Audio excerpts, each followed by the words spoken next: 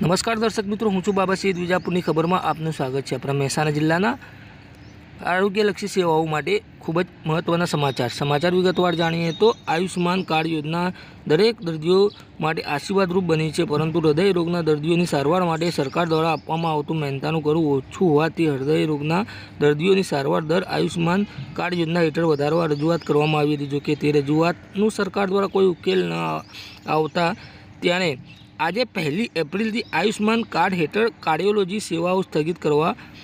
Gujarat international cardiologist forum દ્વારા નિર્ણય કરવામાં આવ્યો છે। જે પગલે આજથી મહેસાણામાં પણ આયુષ્માન કાર્ડ હેઠળ અપાતી કાર્ડિયોલોજી સેવાઓ સ્થગિત કરવાનો નિર્ણય કરાયો છે। પ્રધાનમંત્રી જન આરોગ્ય યોજના હેઠળ હૃદય રોગની સારવાર દર વધારવા માટે તાજેતરમાં રાજ્યના દરેક જિલ્લા સાથે મહેસાણા ખાતે પણ ગુજરાત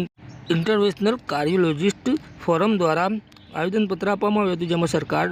માંગણી ન સ્વીકારે તો 1 એપ્રિલથી 7 એપ્રિલ સુધી આયુષ્માન કાર્ડ હેઠળ અપાતી કાર્ડિયોલોજી સેવાઓ સ્થગિત કરવા નિર્ણય કરવામાં આવ્યો હતો। જો કે સરકાર દ્વારા આ મામલે અત્યાર સુધી કોઈ હકારાત્મક અભિગમ નહીં દાખવતા